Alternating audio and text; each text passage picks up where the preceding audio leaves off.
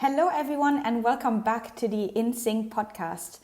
I am so excited for this podcast episode, and I actually struggle to put in words what I'm going to say. And this is therefore the, 10th time that I'm recording this episode. And hopefully this is now my last time. Actually, this is going to be my last time. So I just want to share some of that excitement and honor with as I'm introducing my guest, who is no other than John Vervaeke, an award-winning lecturer at the University of Toronto, who's been teaching courses in cognitive science, psychology, Buddhism, and philosophy. John is also the author and presenter of the YouTube series Awakening from the Meaningcrisis. If you haven't heard of it, I highly recommend that you check him and his YouTube channel out.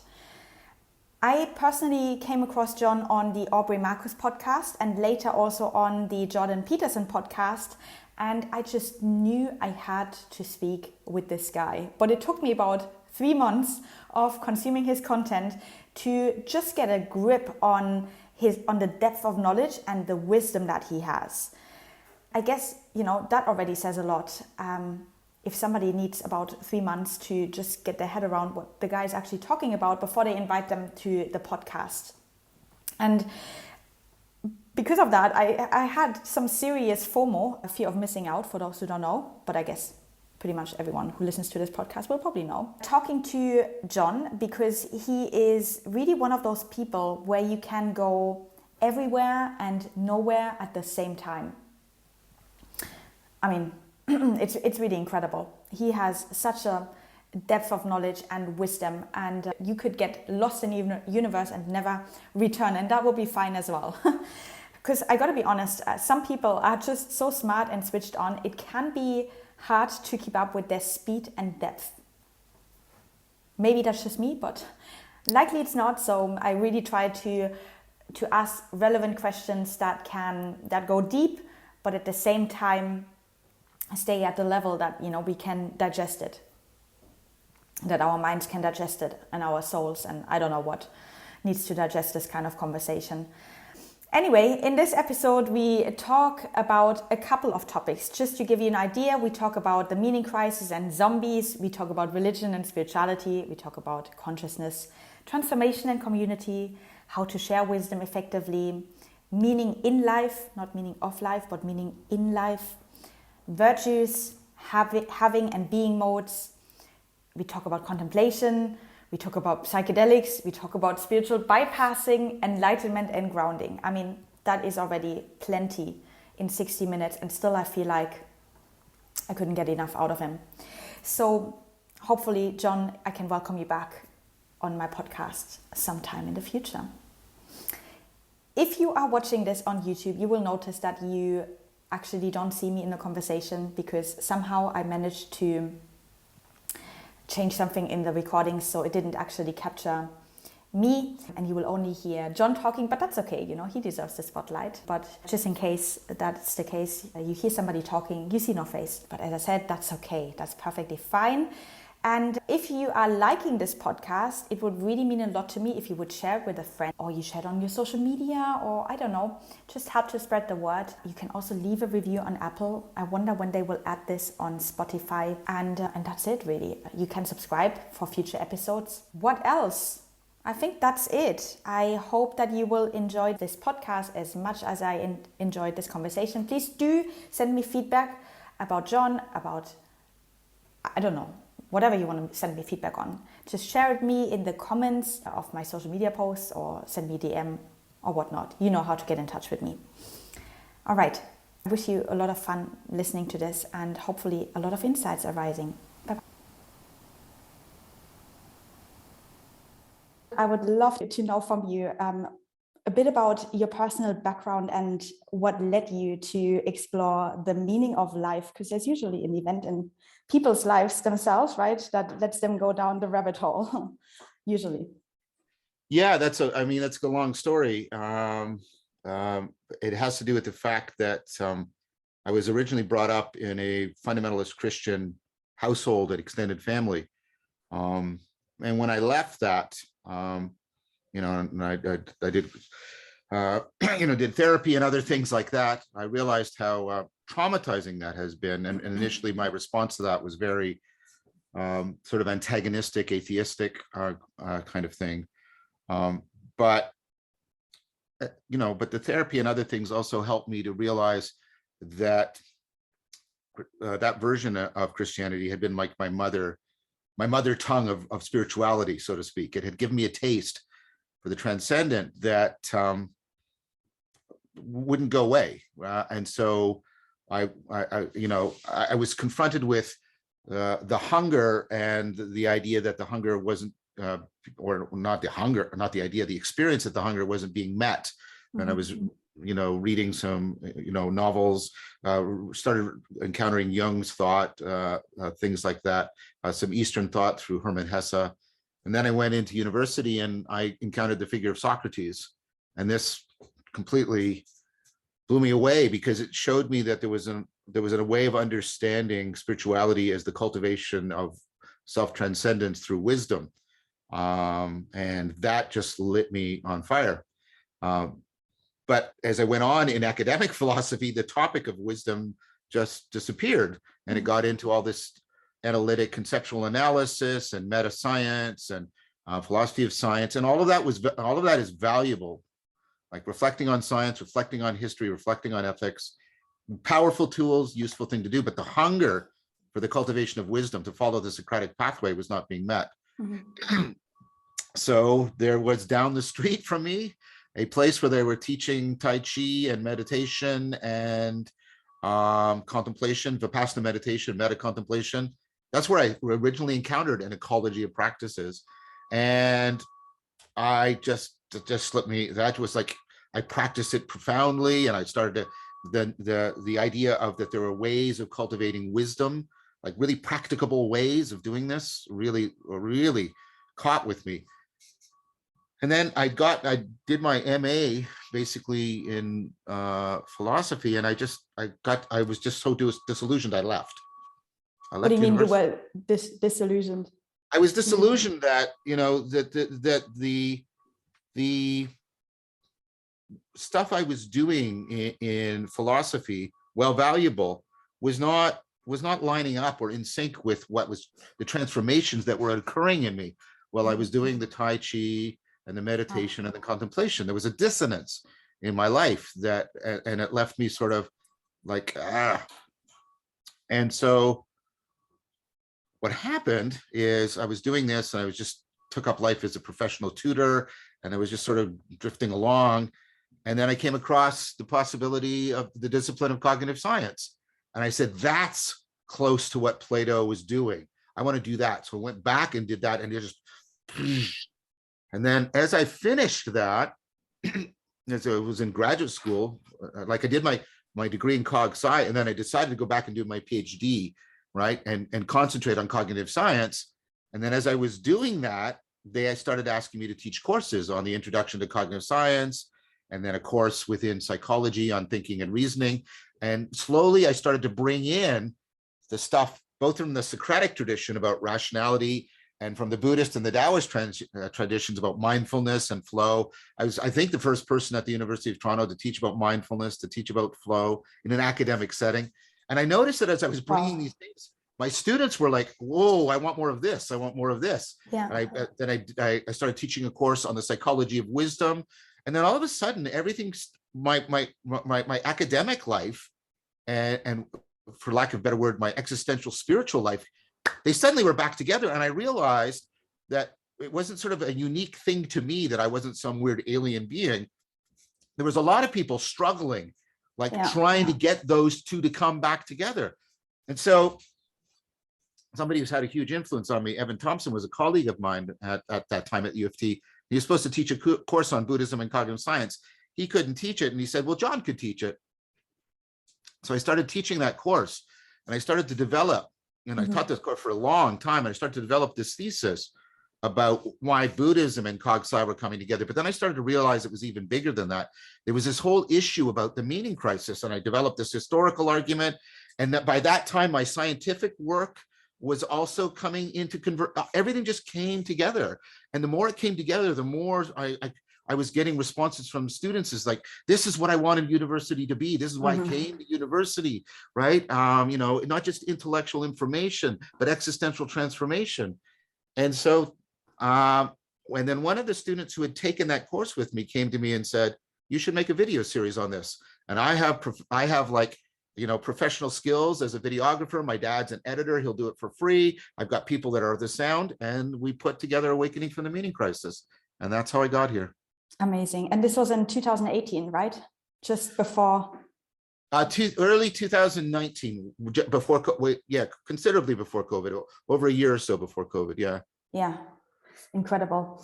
It's interesting what happens, right? When you just follow your passion and your curiosity, and then the universe will always provide in that way, like sends you a videographer and all of that. Very cool.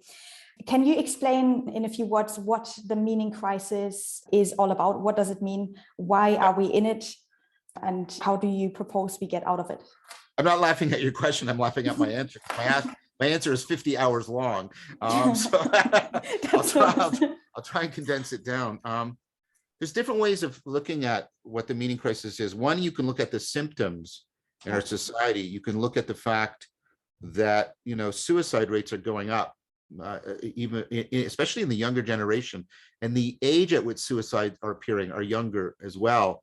And even in affluent areas. And of course, there's increased rates of anxiety, depression, loneliness, addiction. There's people who are fleeing the real world and preferring to live in the virtual world. It's called the virtual exodus.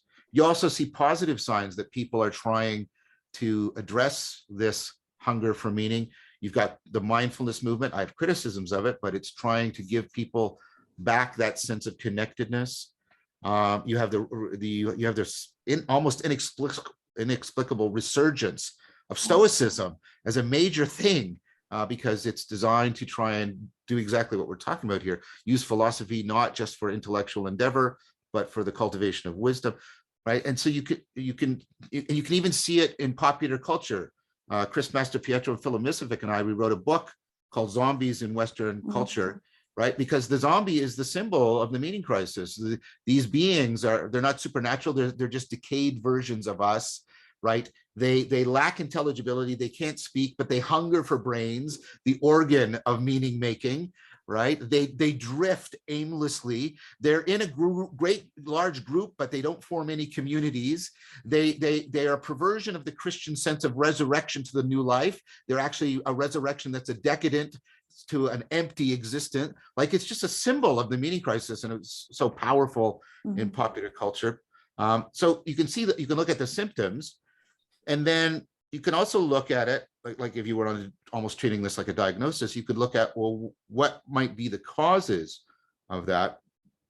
And there's sort of two aspects to the causation. I'm trying to keep this as brief as possible.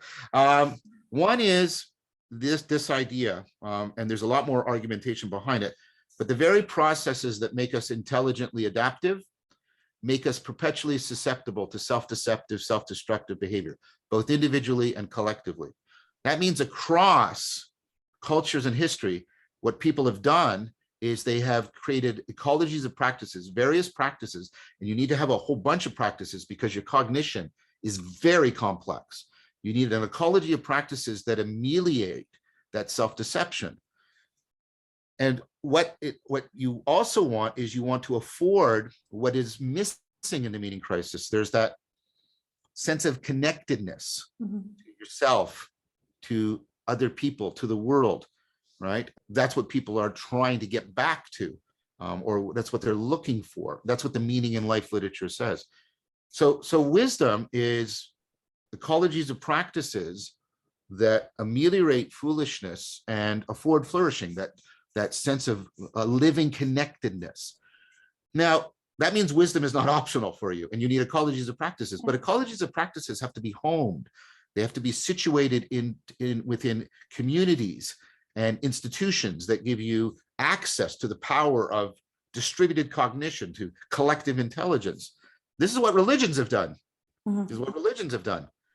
And so what happens for a lot of historical reasons is that we've entered a period of secularism, in which the functionality of religion has been pushed aside.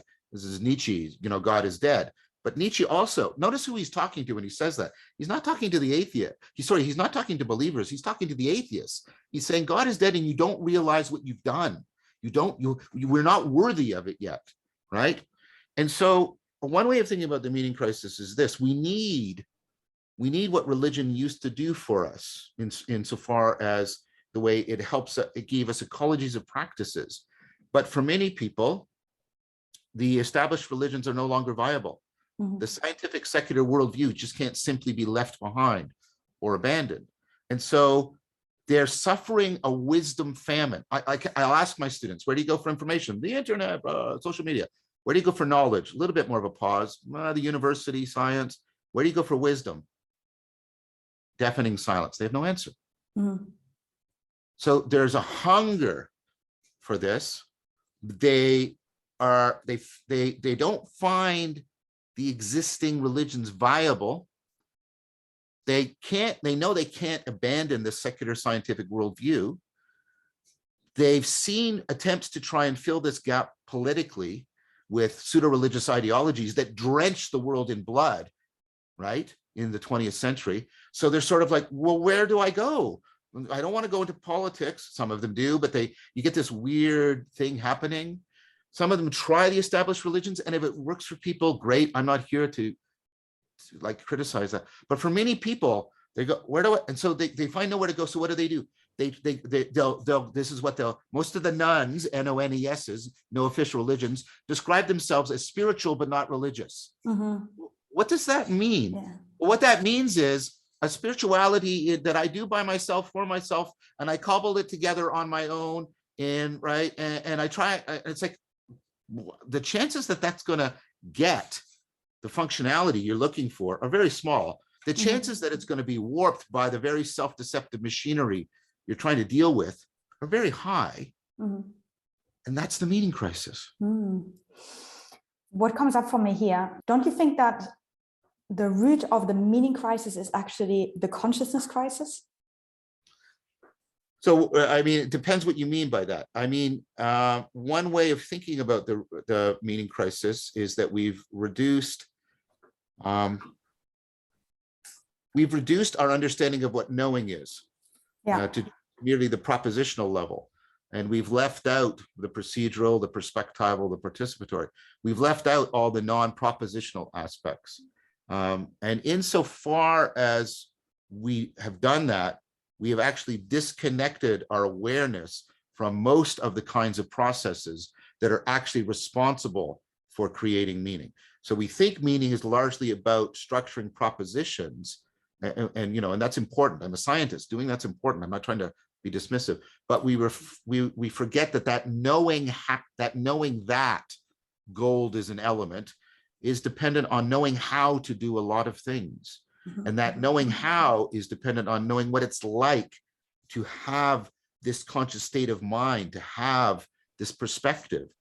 And that knowing what it is like is ultimately based on knowing what it is, knowing by being with other things. Mm-hmm. Like, because I'm an embodied being, right? I know what it is like to be a body because I am a body. I participate in embodiment, and that connects me to the world in a profound way. So insofar as we've lost an awareness of how we're embodied and embedded and enacted and extended, we are trapped in a kind of propositional tyranny, which is another way of thinking about the meaning crisis. I don't know if that aligns with what you're saying. Yeah, absolutely. That's what I mean. Because if you don't have the awareness, like everything is just incredibly narrow. And my experience is that once people start to experience something that goes beyond the rational mind, yes, their whole perspective on life can change. And so that's why I ask, don't you think is the consciousness crisis actually the root Sure. of the meaning? Yeah. So I might reframe what you say. Let me try this and see if it lands for you. I would actually challenge the identification of rationality with the logical propositional form of thinking. I think rationality should be understood as it was by Socrates, my hero, as the process of following the logos, following those self-organizing dynamical processes of self-correction and self-transcendence. And that, I think, is the core. So I think mindfulness, for example, and I've argued this, and published on this, mindfulness is a form of rationality. It's a rationality of attention rather than a rationality of inference. But it is self-correcting. It is a process of self-correcting and self-transcending our awareness of the world. And that needs as much self-correction as our beliefs need self-correction. And I think we should expand the notion of rationality rather than letting it be limited to the logical manipulation of our propositions. The reason why I say that is because rationality, again, if you understand it Socratically, is a call to rigorous responsibility. It's a call to humility and rigorous responsibility and to engage in deep self-examination and self-correction. Thank you. Let's say people recognize themselves in what you described as the meaning crisis, and they realize, oh, I'm definitely in that right now in some way. What can they do to awaken from it? So, the idea is you have to address both the historical factors driving the meaning crisis and the what you might call the perennial problems. So human beings face perennial problems of self-deception. They're continually threatened by anxiety, absurdity, alienation, right? And you need sets of practices, ecologies of practices. No one practices, there's no panacea practice. Every practice has strengths and weaknesses, and you have to find complementary relations between them. Like you should always complement a meditative practice with a contemplative practice. You should complement a seated practice with a moving practice. You should complement an awareness practice with an inferential practice. You have to address the dynamic complexity of your cognition. This is why, for example, I'm not a Buddhist, but the Eightfold Path, represented by an 8-spoked wheel, which is a self-organizing, self-revolving process, is so important because it's saying, no, all of these things have to simultaneously and in a coordinated fashion be addressed if you want people to undergo transformation. So you need to look for an ecology of practices, and one that is well vetted both by traditions and by the best current cognitive science we have. Then you need to make sure that some of those practices are dialogical practices in which you're entering into genuine dialogue, not echo chambering, but where you are pursuing deep reflection with other people in order to give you a community in which you are curating and vetting your ecology of practices. And you're also sharing it with others and having them share it with you. You have to replicate a lot of the functionality, which I deeply respect, by the way, of the existing religions. But you also have to pay attention to the historical forces. You've got to think about, right, what kind of worldview you can make that will bridge in an intellectually, ethically, and rationally responsible manner between your community and its ecology of practices and the scientific worldview. And it goes both ways. You should think of good ways to challenge that scientific worldview. Science should always be open to good arguments, good challenges, good questions. And insofar as people are doing that, and insofar as those communities are networking together into communities of communities, then I think we can respond to the meaning crisis. Question that I always ask myself also with my work to address the meaning crisis: what is the best way to do it, right? Is it working on individual level? Is it working on company level? Or is it working on systematic change level? My answer is you should that's what I meant by distributed. Most of our real problem solving is done not as individual, it's done as in what's called distributed cognition. It takes a bunch of people and machinery to navigate a ship. No one person does it, right? Just to use that as an analogy. And so I think individually people should be cultivating serious, right? Serious ecologies of practices. But as I said, they should belong to communities and communities of communities, such that distributed cognition is addressing all of these levels in an integrated fashion. Again, and again, I'm not trying to push religion. I put on my tombstone, neither nostalgia nor utopia. That's not what I'm doing. But religions worked at all of those levels in an integrated fashion, and that was for good reason. And they allowed people to do things individually. You could be a monk and retire into a cave as a hermit, but you also belong to the machinery of the church. And it was this multi-layered dynamical system. And I think we have to take seriously that the answer has to be exactly something like that. Yeah, so interesting. Obviously, the work that I do is very much on individual level in companies, right? And what I see is when people, also the leaders that I work with, when they start to wake up, they want to transfer that knowledge out, but they don't know how. Yes, Yeah. exactly. Exactly. Isn't that important though? I mean, that's so important, because when people get genuine wisdom, they always want to share it. Yeah. They always want to share it.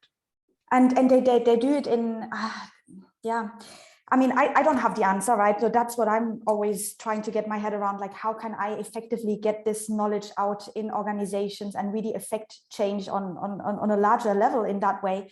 I don't know. What I see sometimes also with other people then awakening and then thinking they have to awaken everyone else is maybe also not the best way to do it, you know? Because it's not in my power, anyone else's, to awaken other people. But it does pose the question, how can we get this knowledge out more broadly?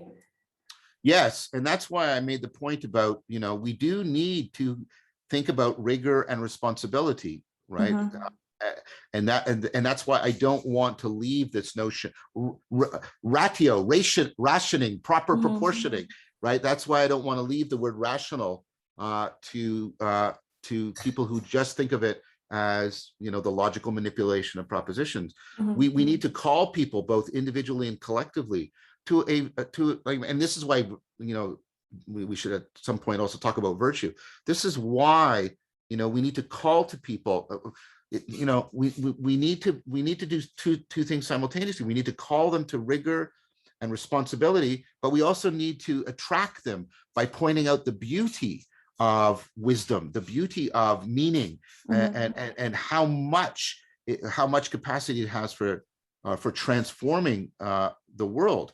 People will make huge sacrifices to their standard of living, their subjective well-being, if they believe it will bring them more meaning. That's the only explanation, by the way, for why people have children.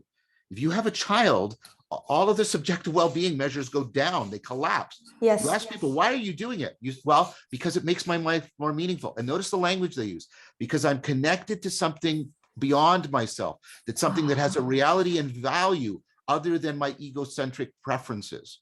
Yes, thank you for pointing this out. For the longest time, I've always felt that a lot of people actually have children for the wrong reasons, simply because they need meaning in their lives and they don't know how else to find it. And so they have children. Yes. It's a very unpopular opinion that I have here. So I'm happy that there was a... I think they do. And I think your criticism, it should also be considered very carefully. I think the fact that I think it's right to think that having a child is an action of intense meaning. I think that's right. But if you're doing it as a surrogate, give me a sec on this, because I want to expand on this. This is important. We try a lot of surrogates, and I'm just going to use God as a placeholder for a deeper connection to a deeper reality, right? I'm just going to use that and we try to make our romantic relationships or our relationships with our children or our family hold the burden that was held by God and culture, and they can't do it. Yes. Like this is what you can do with people. You can ask that how many people think that romantic relationships are the most significant thing for meaning in life? They'll put up their hands. How many of you have suffered tremendously because of your romantic relationship? Same people put up their hands. It's like, yes, romantic relationships should be a place in which people are affording each other's meaning in life, but it can't be the ultimate place. Neither can your relationships to your children. Neither can your relationships to your work, right? You can't make any one of these things carry that burden. They should belong to something that can carry that burden. And again, I'm going to say this, I am not pushing any kind of nostalgic return to religion. That is not what I am talking about. If people are hearing that, please, you're mishearing me. That is not what I'm saying. Yes, music to my ears, finally.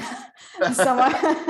Yeah, I feel like this is also why a lot of unhealthy patterns are created. This is why a lot of people pursue unhealthy relationships, unhealthy careers, all of that, because they don't know what the meaning of life or their life is, and so they attach it to something else. Well, then it must be my job. Well, then it must be my child. Then it must be this relationship. And I mean, that then poses the question, what do you think is the purpose of life?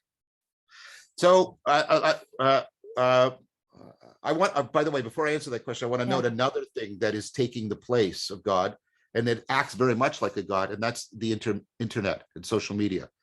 People treat this as it's omnipresent.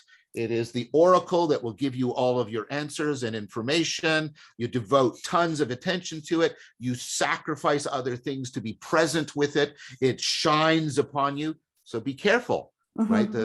This medium that we're in can also try to bear that burden as well. And so you see people addicted to their phones. Like, have you met people when I've lost my phone? And they're like, there's an existential anxiety to them that they would never have, even if they've lost, like, I don't know, some other important tool that they have. People don't get that up, but when they lose their phone, they feel like they're losing their identity.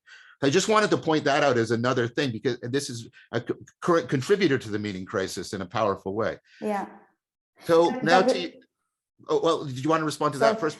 Yeah, I just wanted to say that I can't remember where I read it, but there was a study where people were asked, either you can take an electric shock or you sit 15 minutes with yourself, and people would rather take the shock than the silence. I mean, that says it all. And that's one of the things that has been exacerbated by COVID, right? So COVID, our culture, and this is part of why people talk about a narcissism epidemic, our culture makes everything refer to the self, but it does not cultivate any depth to that selfhood. It does not cultivate a Socratic depth. So in COVID, people were thrown back onto their own sort of private subjectivity, only to find, for many people, that it was very shallow and it did not have much resiliency to it. And so again, I can see why people would rather take a shock than just be alone. I want to go back to your other big question, because it's a good one, about I don't propose to tell people what the meaning of life is. That's a metaphysical claim about if there is a plan or something like that. I don't have the relevant expertise. I have doubts about, predestination and things like that. What I do talk about is something that I do study, and many people do study scientifically, which is meaning in life, and also philosophically. Susan Wolf's book, Meaning in Life and Why It Matters, it's a masterpiece. It should be read. She makes very clear arguments about what meaning in life is and how you can't reduce it to sort of technical mastery or being a moral person. Meaning is its own independent dimension.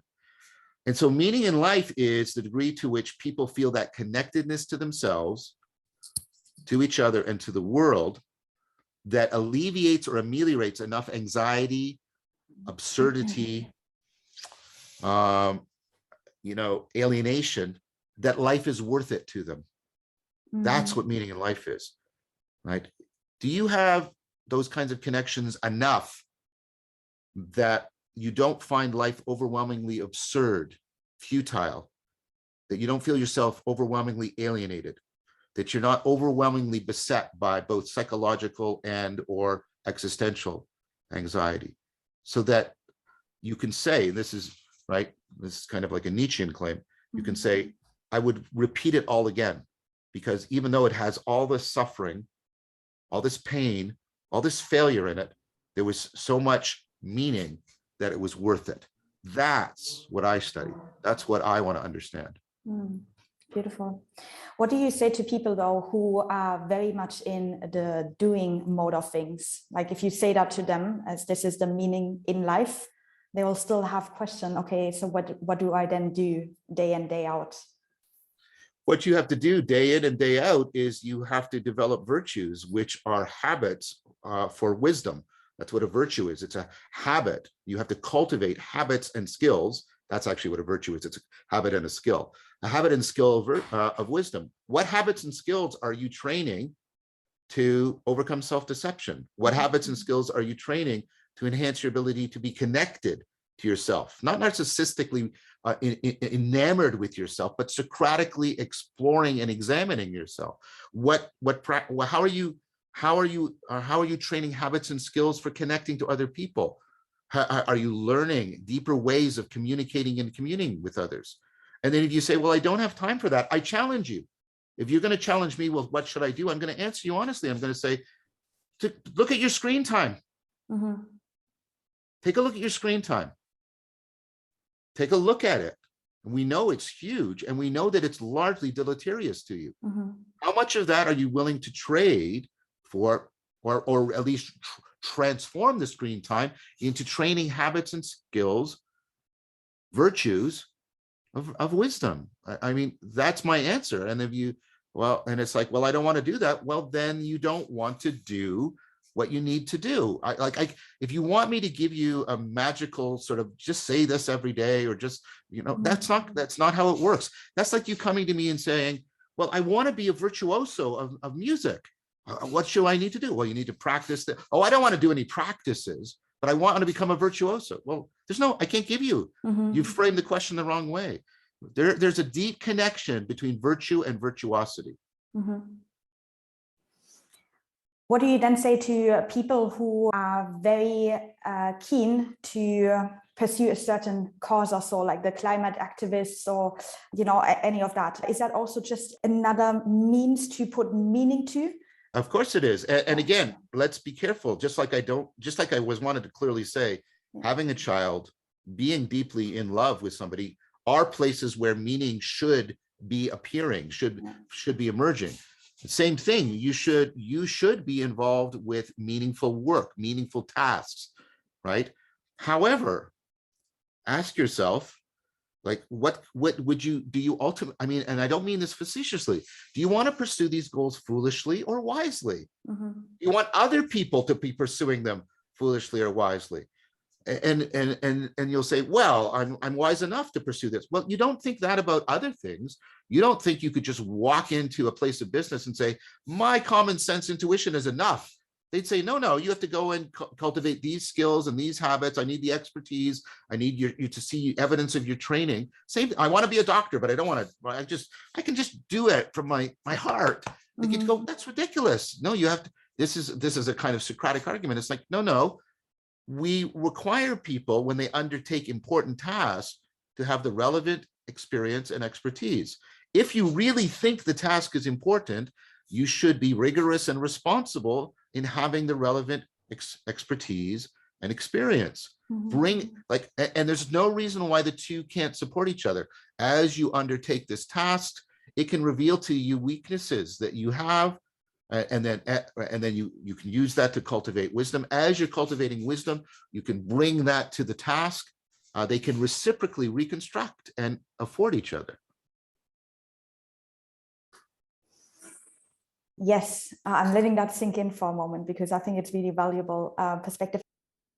I see so many people, that when they go through the awakening process, number one, they want to share it, which is a great thing. But then number two, they think they have this, all of a sudden they discovered their purpose, and then they just have to go and build the next company and do this and that. And even though it's for a noble cause, I often see them being caught up in the same hamster wheel and completely missing the point of the conscious, the higher awareness. That's exactly evidence for, and this is why people go into therapy. They can know propositionally that I know that I should do this and this and this. That's not the same thing as knowing how, or knowing what it's like, or knowing what kind of person you're going to become, right? Those are different. Those are deeper and different kinds of knowing. And you have to bring with just like your propositional knowledge takes years of cultivation in order to hone it. You have to put in, there's no shortcut. Wisdom is not optional, and there are no shortcuts to it. I mean, that's and our culture doesn't like that. Yes. I get it, because so we true. Come on, what's the bottom line, and how do I get there, and how do I get there faster? Yeah. And that's an instance of modal confusion. So Fromm talked about the having mode and the being mode. The having mode, this is the mode that we enter into. Notice it's a way of being with things, that's participatory knowing, in which we are addressing our having needs. I need to have air. I need to have water. I need to have food. In that mode, I need to quickly control things so that they're consumable and manipulatable by me. There's nothing wrong with that because the having needs are real and they need to be met. Now you can tell when you're in the having mode if I could offer you a shortcut and you would take it. So for example, if I could say to you, instead of brushing your teeth, I can give you this thing that'll only take 1 second. You go, great, great. I'm like, yeah, excellent, right? But the being mode is different. The being mode is met by cultivating a new way of being. Like, I want to be more mature. I want to be in love. And then when I ask you that when I talk about the activities that give you that, right? You don't typically, like, if, like, for example, if you're actually making love, notice the difference, not just having sex, but making love with somebody. Do you want a shortcut? No way. When you're in the flow state and you're feeling deeply at one, you want to get to the end as soon as possible. When you're playing great music or listening to it and it's really, you want to no, skip all that stuff in between. I just want to get to the final few notes. Yeah. Right? So this is the problem, right? We can get into modal confusion when we are pursuing the being needs, but with a having mentality. So I want to be in love, so I have lots of sex. I want to be mature, so I'll have a car. And right, if you just think by manipulating, right, your propositions, you're going to get you're confusing having propositions. Think about the language with undergoing transformation. How can people make that switch? Practice, patience. Yeah. They have to practice. They have to practice activities that have a couple of important features to them.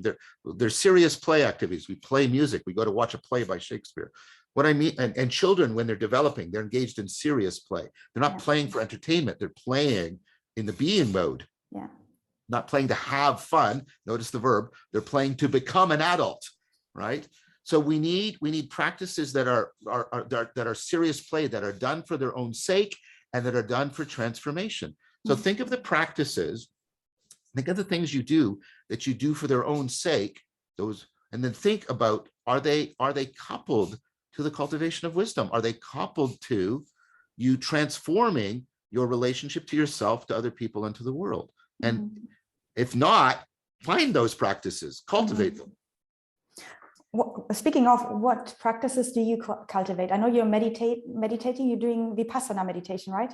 Yeah, so I do in a quite a complex, and I don't want to intimidate people because this has been cultivated over years. Yeah. So I regularly do Vipassana practices, Qigong practices, a contemplative practice.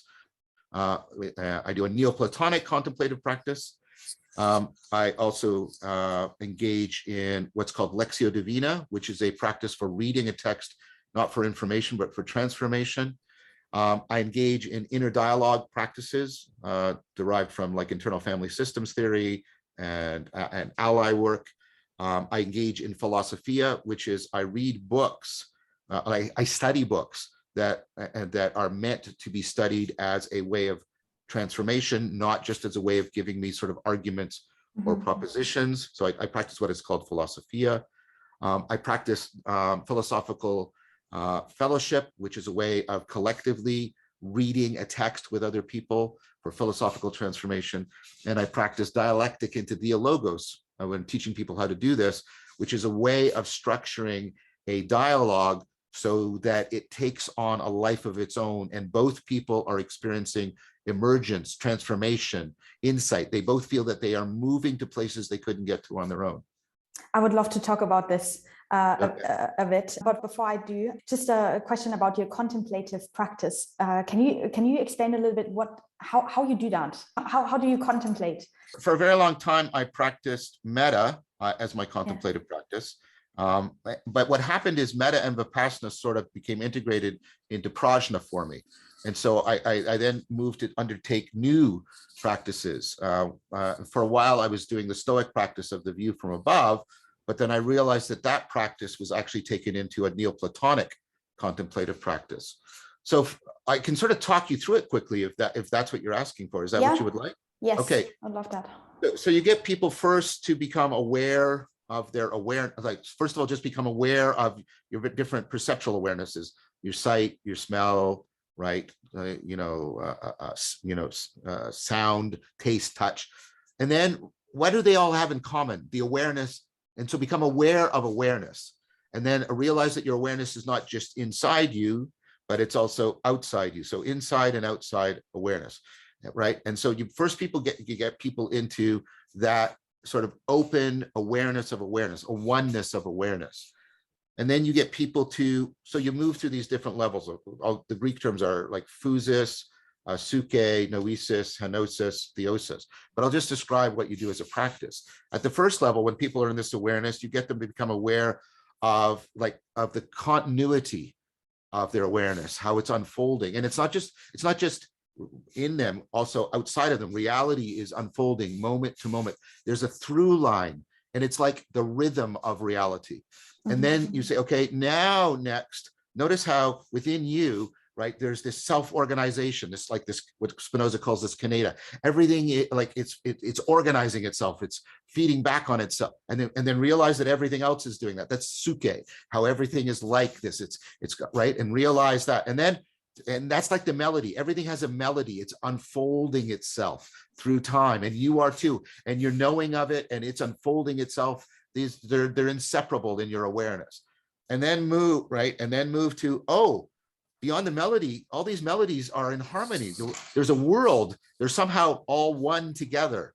And you realize that. And then you realize, well, that continuity, that kinetis and that coherence, they're all just three different aspects of this kind of fundamental oneness. And you realize, wow, that oneness is everywhere. It's not a thing, it's a universal process. And then you realize, behind the process, there must be a principle. But even the principle is based on something more profound and ineffable. And that's the ultimate, right? That cannot ever be grasped. And then you realize that those three things, the process, the principle, and the profundity, are also deeply one in some sense. And now you're at the stage of theosis. You do this every day by yourself? Yes. I also lead other people through it.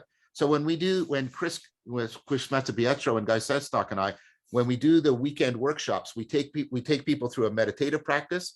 Then I teach them this contemplative practice. Yeah. Then we teach them some basic circling practices. Then we teach them philosophical fellowship. And then we teach them dialectic into dialogos. Yes. How can people participate in this? Go to the workshops. Asking for a friend. So we're going to do another one probably in July. Okay. And we're also working to bring in some shadow work so people can realize projection when they're engaged in dialogical practice. And then we are also working on that's sort of an introductory level. We're also working on sort of a second tier. That'll probably come out later towards the end of the year. So yeah, I mean, I'm doing a lot of participant observation, participant experimentation, and a lot of these communities of practice, and then trying to interact with people. I'm working with Taylor Barrett, for example, here in Toronto on Authentic Relating Toronto, and trying to get with what he's doing. I'm just involved. So as much as I'm doing the science over here, and I'm never going to stop doing that, by the way. Yeah. Teaching here, I'm also doing something like psychotechnological engineering over here, trying to engineer practices and ecologies of practices from what I'm seeing in emergent communities, what I know from the cognitive science, feeding it back. It's crazy, but it's so much. Well, it's very, very meaningful. Yeah, I absolutely. Wow. Yeah, you are really on a roll. I can tell. Do you already do this in organizations as well? So right now, I mean, right now I've been talking to a lot of people who want me to sort of bridge into organizations. Yeah. And I'm doing that. Tim Bishop at Next Level is somebody I'm talking a lot with.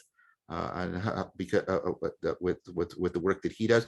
He has a company, a business where they go into businesses, and they don't go in and do the usual thing about how's your technology or what's your skills, right? They go in and they look at what's the culture in a really deep sense. What's the culture of this place? How is the distributed cognition working? How can we get clearer about this culture and make it one that is actually supportive of meaningful engagement? And so I'm talking with a lot of people, but it hasn't yet been the case that we've been invited into particular organizations to teach them this. Now, we have been invited to a couple of people who have podcasts and communities that do bridge that, like Aubrey. Yes, you. And so that's about the stage where it is at for me right now. Yeah. And part of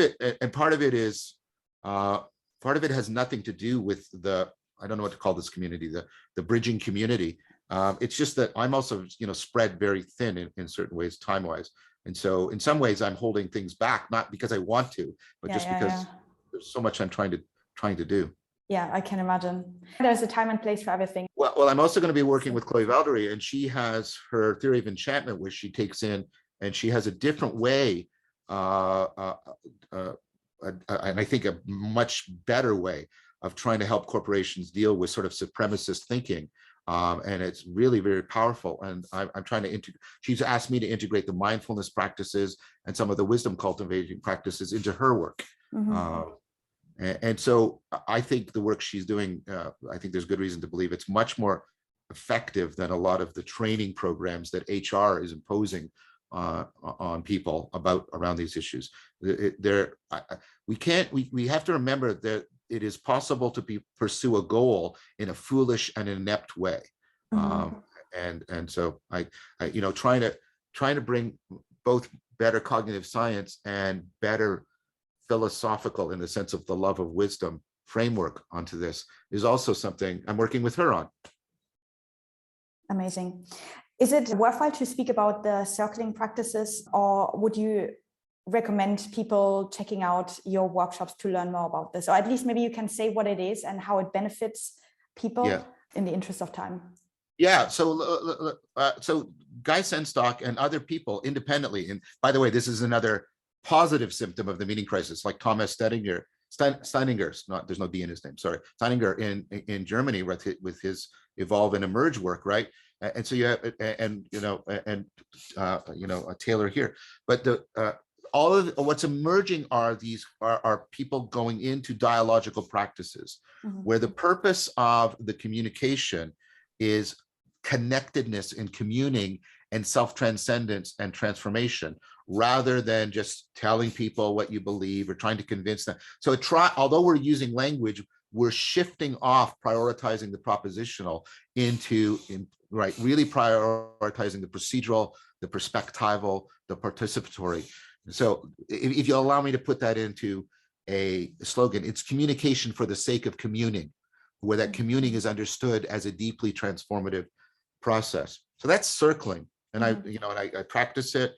And Guy Senstock, who was the inventor of it in North America, is a good friend of mine. And and Guy and I have been talking a lot. And then I sort of said to him, "You're doing all of this, and this is like philia. Philia is the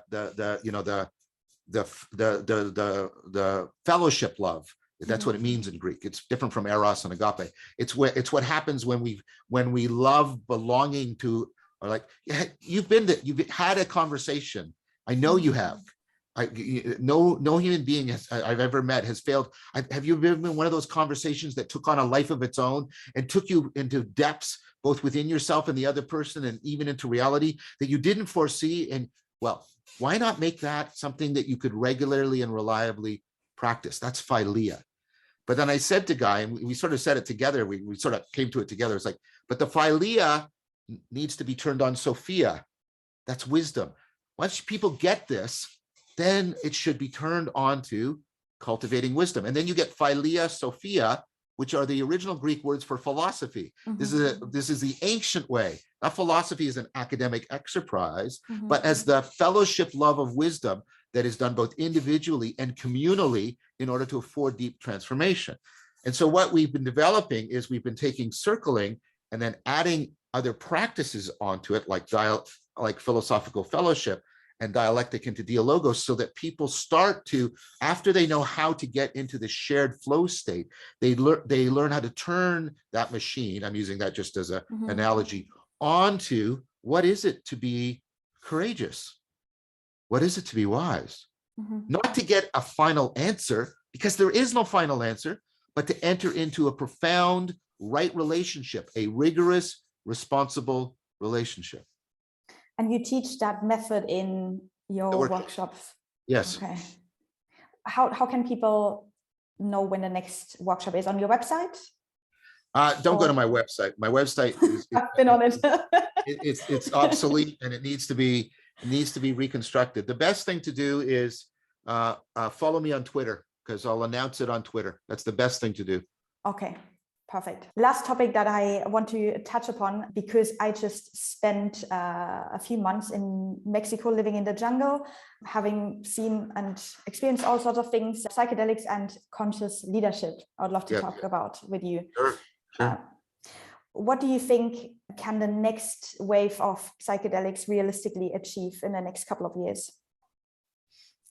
So, I mean, I think a lot is going to be achieved on the scientific front. I was in the UK last week, and I was meeting with a bunch of scientists who are interested in my work as a way of, as a framework for trying to sort of coordinate and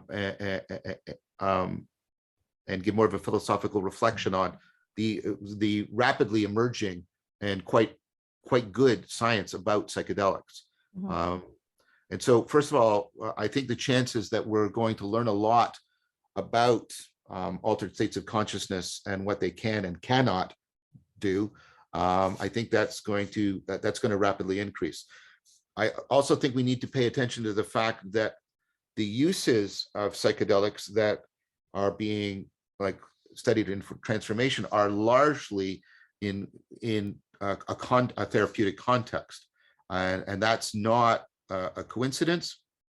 I think if you go into these experiences without a sapiential framework, a framework in which you have on already existing ecologies of practices that has made you very aware of how prone we all are to self-deception and bullshitting ourselves, and that has really made you much more rigorous and responsible, right? If you go into those psychedelic experiences without that, they may open you up, right? But they can also get, and I see a lot of instances of people falling down a rabbit hole of their own wacky personal woo-woo metaphysics. Yes. And everybody is convinced that their metaphysics is somehow the absolute right one. And I'll say to people, look, people come out of these experiences and they'll say, now I know there's a God. And they'll equally say, now I know there's no God, right? Yeah. And you can't work. So if you go in, first of all, without the relevant framework, this is a development of the older idea of set and setting, but it's got to be a sapiential set and setting. If you go in without that, you're going to be problems. And if all you take out of that are propositions about the ultimate nature of reality, you've missed, right? You've really missed, and you probably are now mistaken, but you've really missed the chance, the opportunity that these altered states have for putting you on the path for the cultivation of wisdom. Aidan Lyon is coming out with a book on the psychedelic experience where he talks deeply about what's the philosophy of psychedelics, and also how can psychedelics contribute to the cultivation of wisdom. I think the science needs to be wedded to that project in a very deep way.